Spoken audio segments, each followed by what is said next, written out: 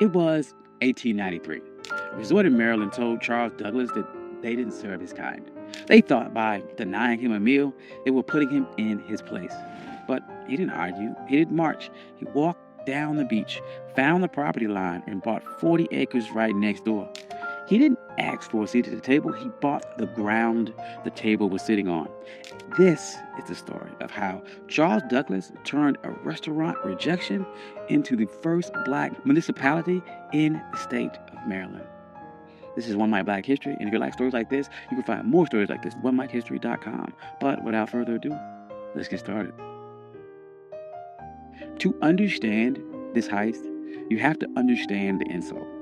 It was August of 1893. The Chesapeake Bay was the playground for Washington and Baltimore's elite. The system at the time called the place Bay Ridge. It was known as the Queen of Chesapeake. It was a grand hotel, massive boardwalk, and a restaurant that promised the finest dining on the East Coast. Charles Douglas and his wife Laura, they weren't there to make trouble. They were blackocracy. Charles was a high-ranking official at the Treasury Department. He was polished, he was wealthy, and he was a veteran. He walked into the restaurant at Bay Ridge and asked for a table. The waiter did not look at Charles's uniform. He didn't look at his credentials. He just looked at his skin color and said, "We don't serve your kind here." Now, this is the moment where the struggle would usually kick in. The textbook version of this story would tell you how sad Charles was. It would talk about the pain of segregation. But Charles Douglas didn't have time for that. He had a military mind. And he looked around the restaurant and saw white families eating. He saw the owners counting money. And he realized that their business was built on a territorial monopoly. They thought that they owned the prestige of the water. They thought by banning him, they were keeping the luxury for themselves. Charles walked out of that restaurant, but he did not leave the area. He walked down the beach, he crossed the property line, and he stood on the dirt right next to the people that insulted him. He was looking at a 40-acre tract known as Bashir's Farm. It was rugged, overgrown patch of coastline. To the owners of Bay Ridge, it was a waste of space. To the system, it was unimproved land. But to the Colonel, it was the high ground. Charles Douglas knew something the owners of Bay Ridge didn't. The system is only as strong as its borders. Bay Ridge was a fortress of whiteness, but the walls ended at the property line. If Charles could control the land right next to them, he didn't need their permission to exist. He could create a parallel world that Jim Crow laws or public accommodations could not touch.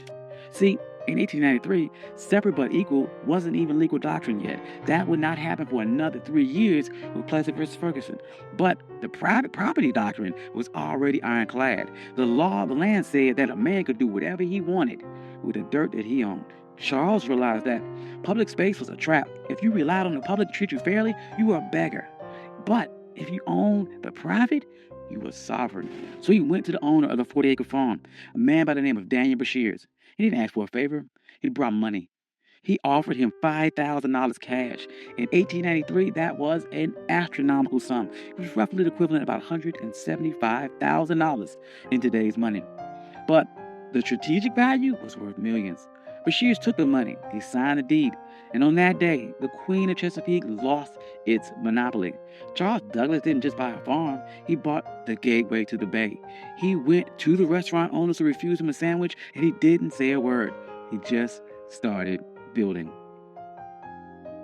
And the first thing Charles did wasn't build a resort for the masses. He built a fortress for his legacy.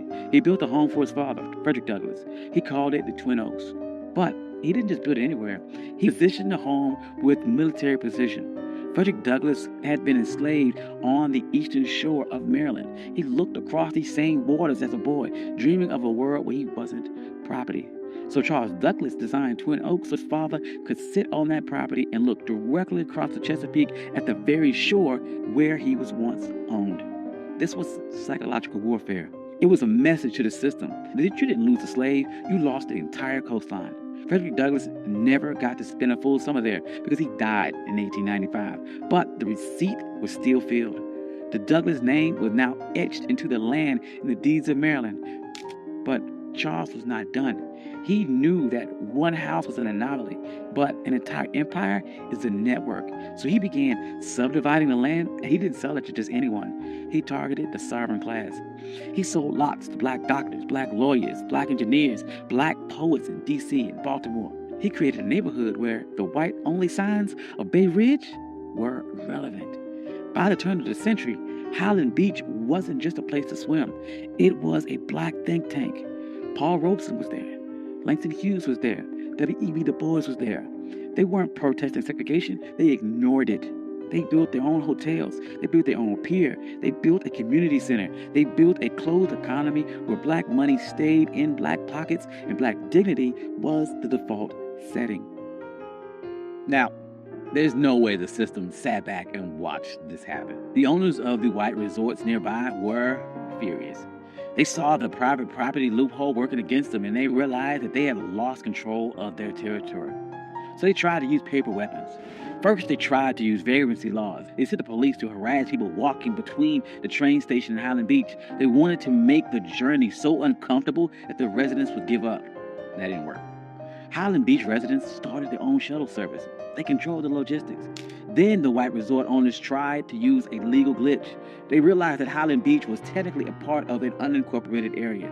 They thought they could use local zoning boards to condemn the land or pass an ordinance that would tax the Douglas family into bankruptcy. They tried to treat Highland Beach like a nuisance. But the residents of Highland Beach were some of the smartest people in the state. They knew that in America, the ultimate hack for land was municipal status. In 1922, they executed that final move of the heist. They petitioned the state of Maryland to become an unincorporated town. They didn't want to be a neighborhood. They wanted to be government. They won. Highland Beach became the first black municipality in the history of Maryland. Think about the payoff here. Because they were a town, they had their own mayor, they had their own police department, and they had their own zoning board. When the white resort owners tried to pass laws against them, the people of Highland Beach just passed their own laws to cancel them out. They weren't marching and asking for civil rights. They were exercising their statutory power. By the 40s and 50s, Highland Beach was the summer Apollo. While white Maryland was obsessed with keeping its beaches segregated, Highland Beach was outproducing them culture and social capital. But the winds, they are changing, and the system shifted its strategy. In 1964, the Civil Rights Act passed and the public accommodations were integrated. On paper, this was a victory. But in a world of real estate and sovereignty, it was a Trojan horse. The system realized it could not keep black people out of the water anymore, so it decided to make the land too expensive to keep. This is the new Jim Crow. As white developers realized that coastal property was the ultimate asset, they began using tax assessment and eminent domain and environmental regulations to squeeze black families off their land. In places like Hilton Head and Bruce's Beach in California, the system succeeded. They stole land back using the laws that were supposed to protect landowners. But look at Highland Beach today. It's still there. It survived the rise of developers. It survived the collapse of other resorts. It survived because Charles Douglas didn't build a charity. He built a closed-loop system. The residents of Highland Beach understood that the land wasn't just for lounging. It was for continuity. They passed these down for generations. They created trust. They created a black culture of holding the line. During the Civil Rights Movement, we get caught up about the seat at the lunch counter. But Charles Douglas reminds us that the lunch counter is just a piece of furniture, and that if someone owns the building, they can always find a reason to move the chair or keep you out. The true power is owning the blueprints. Charles Douglas was told his money wasn't good enough for a meal, and he didn't waste a second trying to change that with his mind. He used that energy to change the map. He proved that when the system closes the door, you can't keep knocking till your fists are bloody. You can buy the hallway. You can buy the entire building. You can buy the entire beach. You can buy the ground that it sits on. And today, Highland Beach stands as a reminder that we aren't just laborers in the American story. We are the engineers of our own exit. Thank you. This is One My Black History. I'm your host, Country Boy. If you like stories like this, you can find more stories like this at onemyhistory.com. Hope you enjoyed this. This is something different. I enjoyed this a lot. Trying to do, once again, more stories about agency, about pattern interrupts, people overcome, and how they took a system that was designed to keep you back and beat it and overcame or outsmarted that system. Hope you enjoyed that. I'd like to thank all my day ones. You guys are amazing. Thank you guys all for coming out. Like, financial contributors. Oh, yes. And if you don't see your name here, please reach out to me. I'll add your name. I'm sorry. I love you all. Peace.